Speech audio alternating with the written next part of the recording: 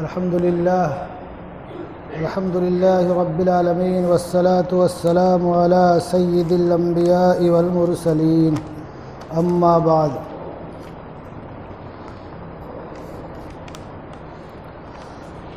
أعوذ بالله من الشيطان الرجيم بسم الله الرحمن الرحيم وإذ قال إبراهيم رب اجعل هذا البلد آمنا وجنبني وبني أن نعبد الأصنام رب إنهن أضللن كثيرا من الناس فمن تبعني فإنه مني ومن عصاني فإنك غفور رحيم صدق اللہ العظیم۔ حضرات محترم، آج میں کچھ باتیں اپنے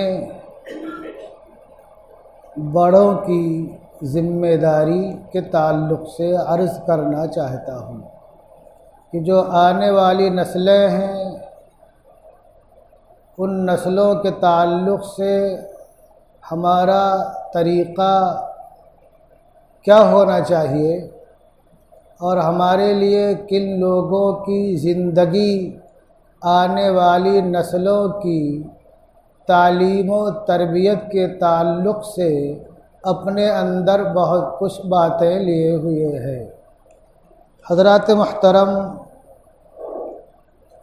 ہم اور آپ جس ماحول میں رہتے ہیں اور جہاں کی کثیر آبادی مختلف قسم کے اور مختلف ناموں کے باطل خداؤں کی پرستار ہے، تو ہمیں اپنی نسلوں کے تعلق سے کتنا متحرک اور فعال رہنا چاہیے۔ اگر آپ قرآن مقدس کی تلاوت کریں گے، اس کی آیتوں میں تلاش کریں گے، ڈھونڈیں گے، تو آپ کو ایک بہت بھاری نام ملے گا، عظیم المرتبت ابو الانبیاء حضرت ابراہیم علی نبینا علیہ الصلاۃ والسلام کا، کہ جنہوں نے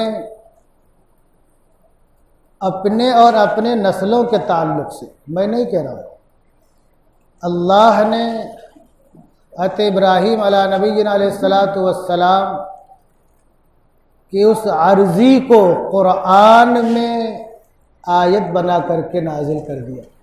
اب ہم میں سے کوئی سوچ سکتا ہے کہ ایک عظیم المرتبت پیغمبر جو ابو الانبیاء ہے اور جس کی نسلیں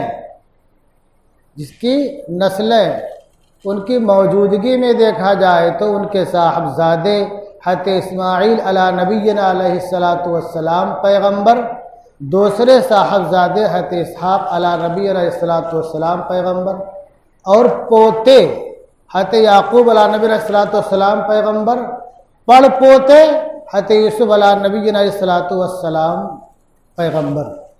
اس کے باوجود ان کو اپنی نسلوں کی کتنی فکر ہے، اس تعلق سے اللہ کی بارگاہ میں درخواست لگاتے ہیں۔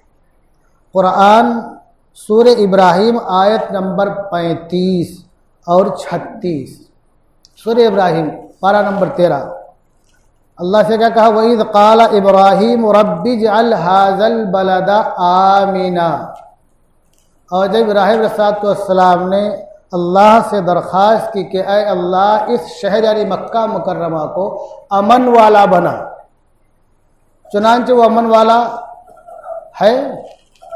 آگے جو درخواست کی وَجْنُبْنِي وَبَنِيَّ أَن نَّعْبُدَ الْأَصْنَامَ، میری اور میری نسلوں کی حفاظت فرما کہ بتوں کی پوجا کریں۔ کس سے حفاظت فرما؟ بتوں کی پوجا سے، یعنی شرک سے حفاظت فرما۔ دیکھو، ایک عظیم پیغمبر ہیں جن کی نسلوں میں ہزارہ ہزار انبیاء کرام تشریف لائے، اور جو انبیاء کرام کے سرتاج ہے، امام الانبیاء، فخر الرسل، فخر کائنات، فخر موجودات، خلاصہ کائنات، رحمت للعالمین، جگر گوش آمنہ، نور نظر عبداللہ، محمد الرسول اللہ صلی اللہ علیہ وسلم بھی آپ کی ہی نسل سے دنیا میں تشریف لائے۔ اب ایک عظیم المرتبت پیغمبر اپنی نسلوں کی کتنی فکر کر رہا ہے، اور خالی دعا، یہاں پر دعا مانگ کر کے پھر آگے ایک جگہ سورہ بقرہ میں اللہ تبارک و تعالیٰ نے آپ کی ایک اور دعا کا تذکرہ کیا۔ سورہ بقرہ آیت نمبر 129، اس سے پہلے 127 128 ہے۔ 127 میں کہ جب وہ خانہ کعبہ کی دیوار چن رہے تھے اینٹ اور گارے میں، جب کہ ان کے ہاتھ سنے ہوئے تھے، ایسے عالم میں اپنی نسلوں کی ہدایت اور انہیں راہیاب رہنے کا بندوبست کر رہے ہیں، اللہ کی بارگاہ میں درخواست لگا کر کے، دعا کر کے۔ اور کیا دعا کرتے ہیں؟ ربنا وابعث فیہم رسولا منہم یتلو علیہم آیاتک ویعلمہم الکتاب والحکمہ ویزکیہم انک انت العزیز الحکیم۔ اللہ ہماری اس نسل میں انہی میں کا ایک پیغمبر بھیج جو انہیں تیری آیتیں پڑھ کر کے سنائے اور انہیں کتاب اور حکمت کی تعلیم دے اور ان کے قلوب کو آلائشوں سے پاک و صاف کرے۔ یقیناً تو غالب رہنے والا، حکمت والا ہے۔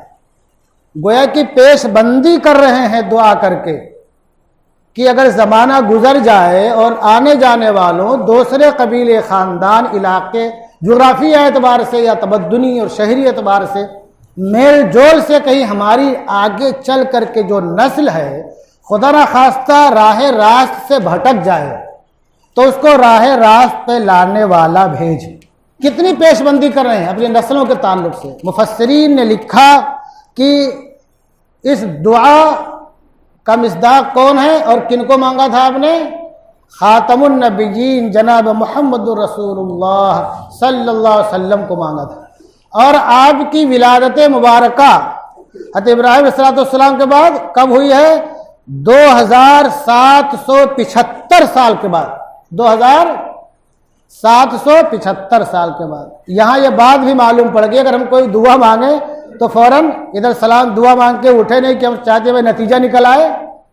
نتیجہ بعض دفعہ بہت دیر میں آتا ہے اور اچھا آتا ہے۔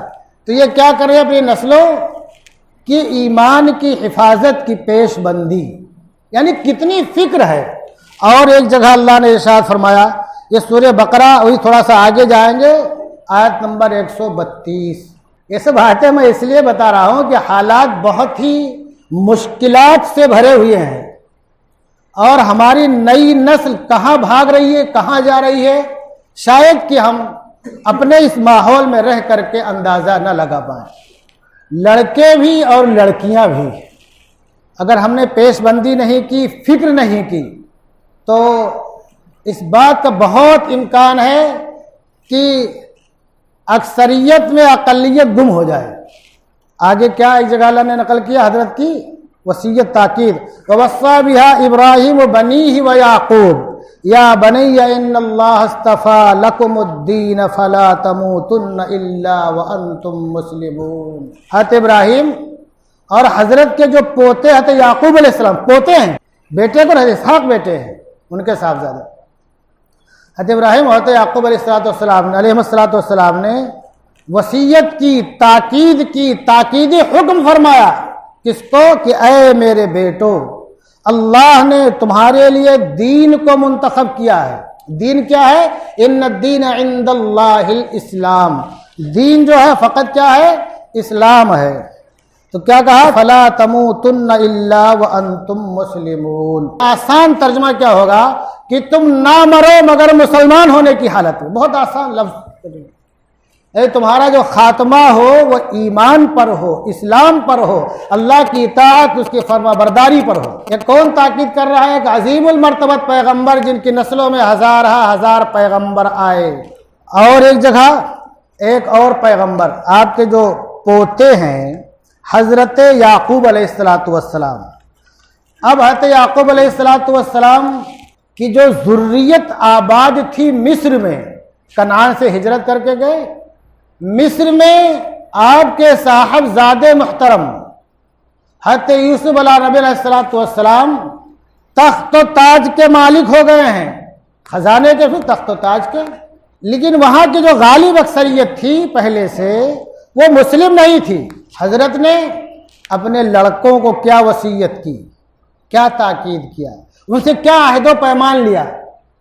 اب اگر ہم حضرت کے اس عہد و پیمان لینے کو اپنے ماحول میں دیکھیں، ہم بھی جہاں آباد ہیں اکثریت دوسروں کی ہے، اور آگے چل کر کے جن مشکلات کا سامنا حضرت یعقوب علیہ السلام کی نسلوں کو کرنا پڑا تھا، یہاں بھی انہی مشکلات کو پیدا کرنے کی کوشش کی جا رہی ہے، اس کی پیش بندی کی جا رہی ہے، اور تمہارے وہ ذرائع اور وہ وسائل جو تمہاری نسلوں کو اسلام پر باقی رکھ سکتے ہیں، ایک ایک کر کے ان کو ختم کرنے کی کوشش کی جا رہی ہے۔ تو ہمیں غور کرنا ہے کہ ایک عظیم پیغمبر، جس کا بیٹا پیغمبر، جن کے بیٹے پیغمبر، جو خود پیغمبر، جن کے والد گرامی پیغمبر، جن کے تایا پیغمبر اور جن کے دادا پیغمبروں کا ایک لمبا سلسلہ ہے، پھر بھی اپنے لڑکوں سے عہد و پیمان لے رہے ہیں۔ تو کیا ہماری ذمہ داری نہیں بنتی اپنی نسلوں کے بارے میں فکر کرنے کی، ان کی تعلیم کی، ان کی تربیت کی؟ یاد رکھو، پڑھانے سے کوئی منع نہیں کرتا ہے، لیکن وہ تعلیم کی جس میں اللہ کا نام شامل ہو، وہی تعلیم ہماری نسلوں کی ترقی کی ضامن ہے، اور وہی تعلیم رہے گی تو ہماری نسل اسلام پر باقی رہے گی۔ تو ایک اتنے عظیم پیغمبر، جن کا پورا گھرانہ پیغمبر، بیٹا بھی پیغمبر ہے، پھر بھی کیا عہد و پیمان لے رہے؟ اللہ تبارک و تعالیٰ نے اس کو قرآن میں نقل کیا کہ کیا تم موجود تھے اذ حضر یعقوب الموت، جب یعقوب علیہ السلام کی موت کا وقت قریب آیا، اذ قال لبنیہ ما تعبدون من بعدی، جاتے وقت اس بات کی فکر نہیں ہے کہ میرا بیٹا کون سا پلاٹ بیچے گا، کون سا پلاٹ خریدے گا، میرا بیٹا کون سا کاروبار کرے گا، میرے بیٹے کیا کھائیں گے، کیا کمائیں گے، کیا پہنیں گے، کیسے رہیں گے، کہاں رہیں گے، کس طرح سے رہیں گے، کس چیز کی فکر ہے؟ بولتے ہیں ما تعبدون من بعدی، اے میرے بیٹو میرے بعد تم کس کی عبادت کرو گے، کس کی پرستش کرو گے؟ کتنی فکر ہے ایمان کی، اسلام کی، اللہ کی وحدانیت جانتے مانتے ہوئے دنیا سے جانے کی۔ تو بیٹوں نے کیا کہا؟ پیغمبر کے بیٹے ہیں، ایک پیغمبر کے بیٹے ہیں، ایک پیغمبر کے پوتے ہیں، اور ایک پیغمبر کے پڑپوتے سب ہیں۔ بیٹوں نے کیا کہا؟ اللہ خود نقل کرتا ہے، قالوا نعبد الہک و الہ آبائک ابراہیم و اسماعیل و اسحاق الہا واحدا۔ بیٹوں نے جواب دیا، ایک زبان ہو کے جواب دیا کہ ہم پرستش کریں گے آپ کے معبود کی، آپ کے آبا کے معبود، آپ کے آبا ابراہیم، اسماعیل، اسحاق کے معبود، یعنی الہ واحدہ، یعنی ایک اللہ کی۔ وَنَحْنُ لَهُ مُسْلِمُونَ، اور ہم اس کے مرتے دم تک فرما بردار رہیں گے۔ تو یہ عہد و پیمان جو لیا اور جو میں نقل کر رہا ہوں، خالی اس لیے نقل کر رہا ہوں کہ ہم جن حالات میں، جن ماحول میں رہتے بستے ہیں، بہت پرآشوب حالات پیدا کیے جا رہے ہیں، خاص طور سے ہماری نسلوں کے تعلق سے۔ اور ابھی جو موبائل آ گیا اس میں اتنے ایپس ہیں اور اتنے کیا، وہ یوٹیوب اور یہ نیٹ اور کیا کیا سب، ہماری نسلیں بعض دفعہ غلط قسم کے لوگوں کو سن کر کے بھی راہ راست سے بھٹک رہی ہیں، اور بعض دفعہ ہماری کوتاہی کیا ہوتی ہے کہ اپنی نسلوں کو ہم جو ابتدائی تعلیم ہے، جب ان کا ذہن بالکل کوڑا ہوتا ہے، ان کو ہم کلمہ اور قرآن کی تعلیم نہیں دیتے، بہت زیادہ پڑھانے کے چکر میں۔ جن نونہالوں نے کلمہ قرآن کی تعلیم شروع میں حاصل کی، وہ بڑی بڑی پوسٹوں پر پہنچ گئے، اس کے باوجود ان کی نماز قضا نہیں ہوتی ہے۔ اور جنہوں نے ایسا نہیں کیا، ہم کیا سوچتے ہیں بڑا ہوگا تو پڑھ لے گا، سیکھ لے گا، کوئی مولانا سکھا دیں گے جناب جی، حافظ جی۔ جب ہیڑا ہونے کے بعد بہت کم ذہن مائل ہوتا ہے، پھر یہی بولے گا ماں تم بولتی ہو تو میں عید کی نماز پڑھ لیتا ہوں، ورنہ کیا رکھا ہے اس میں؟ تو کہنے کا خلاصہ ہے ہم اپنے نونہالوں کی، اپنی نسلوں کی فکر کریں، جو ہماری موجودہ نسلیں ہیں یہی نسلیں آگے چل کر کے دوسری نسلوں کو بھی سکھائیں گی اگر ہم نے ان کو کلمہ، نماز اور قرآن کی تعلیم، قرآن کی عظمت، اللہ کی وحدانیت اور جناب رسول اللہ صلی اللہ علیہ وسلم کی محبت ان کے دل میں انڈیل دیا، بٹھا دیا، نقش کر دیا، تو انشاءاللہ کوئی زندگی کے آخری لمحات تک JCB لگا کر کے بھی ان کے دل سے اور دماغ سے ان تمام چیزوں کی عظمت کو، اللہ کی الوہیت اور اس کی وحدانیت کو کھرچ نہیں سکتا ہے۔ رسول اللہ کی محبت، عقیدت اور عشق کو کوئی نکال نہیں سکتا ہے۔ لیکن اگر ہم سے غفلت ہوئی، چوک ہوئی، تو بہت آسانی سے ہماری نسلیں کہاں کہاں پہنچ جائیں گی، اور جیسے بہت سے لوگ کہاں کہاں پہنچ رہے ہیں، لڑکیاں کہاں کہاں جا رہی ہیں، بہت سے لڑکے کہاں کہاں سے پکڑ کے لا رہے ہیں، وہ بھی ویسے ہو جا رہے ہیں، نکاح شادی بیاہ کو ایک بیکار کام سمجھنے لگتے ہیں، خالی خواہشات پوری کرنا، لیو اینڈ ریلیشن شپ کیا کیا کہتے ہیں، اسی بہانے زندگی کاٹ لیتے ہیں۔ یہ سب کیا ہے؟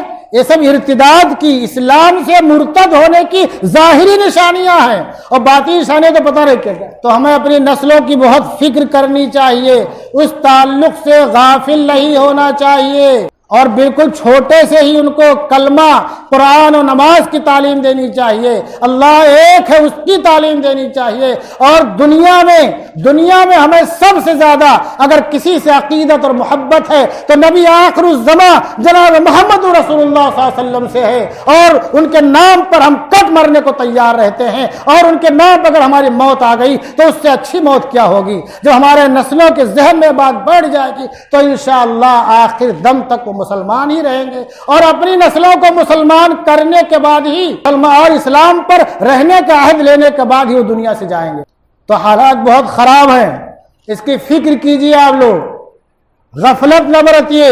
بعض دفعہ ہوتا کہ ہم لوگ جو پڑھتے تو زمانے کی بات کر رہا ہوں کہ زیادہ بہت سے لوگ فکر نہیں کرتے، کھیتی کی کٹائی کا وقت آیا لڑکوں کو اس میں لگا دیا، دوائی کا وقت آیا اس میں لگا دیا، سچائی کا وقت آیا اس میں لگا دیا، آم جب آ گیا بور تو پیڑ کی رکھوالی پہ لگا دیا، وہ دور ہوا ہو گیا۔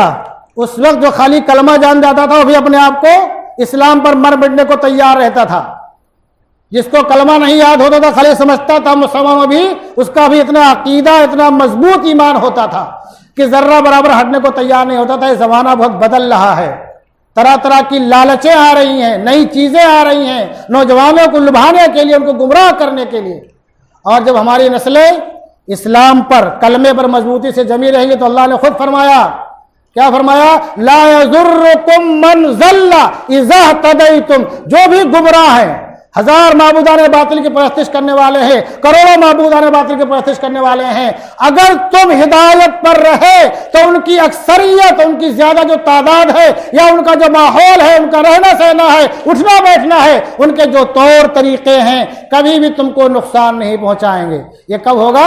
جب ہم راہیاب رہیں گے، ہدایت پر رہیں گے، صراط مستقیم پر رہیں گے، اللہ کی وحدانیت کا اقرار کرتے رہیں گے، اور رسول اللہ کی رسالت پر مر مٹنے کو تیار رہیں گے، تب یہ ہوگا۔ موبائل وغیرہ میں نگاہ رکھیے آپ، ایک واقعہ خالی بتاتا ہوں۔ ایک بہت بڑا نام ہے عالم اسلام میں، جن کی بہت ڈھیر ساری کتابیں ہیں، اور ہمارے مشائخ نقشبند کے تعلق سے تو حضرت نے بہت لکھ دیا ہے، کتاب ہے تاریخ دعوت و عزیمت۔ اس کے مصنف کون ہے؟ حضرت مفکر اسلام حضرت مولانا ابو الحسن علی میاں ندوی رحمۃ اللہ رحمۃ واسعہ۔ ان کا واقعہ بچپن کا میں نے کہیں پڑھا تھا، کہیں جا رہے تھے والدہ کے ساتھ انگلی پکڑ کر کے، کوئی بت خانہ تھا وہاں، اس کو دیکھنے لگے تو والدہ نے فون کس کے ڈانٹا کہ دیکھنے کی چیز ہے۔ مطلب کیا ہے؟ دیکھنے سے بھی قلب پر اثر پڑتا ہے اور بچہ مائل ہوتا ہے۔ تو ہم اپنے بچوں کو ایسے کھیل تماشے کی چیزوں سے بھی دور رکھیں، یہ نہ بچہ جانے تو دیکھنے جا رہا ہے کیا ہے۔ اللہ تعالیٰ ہماری اور ہم سب کی نسلوں کی حفاظت فرمائے، اسلام پر باقی رکھے، ایمان پر خاتمہ فرمائے، شہادت کی موت نصیب فرمائے، اور جناب محمد رسول اللہ صلی اللہ علیہ وسلم کے شہر کے قبرستان جنت البقیع میں دفن ہونے کی سعادت عطا فرمائے، اور ہم تمام لوگوں کو ایسے ہی ایک ساتھ اپنے پرکھوں، بزرگوں، آبا و اجداد کے ساتھ حوض کوثر پر جناب محمد رسول اللہ صلی اللہ علیہ وسلم کے مبارک ہاتھوں سے جام کوثر نوش کرنے کی سعادت عطا فرمائے۔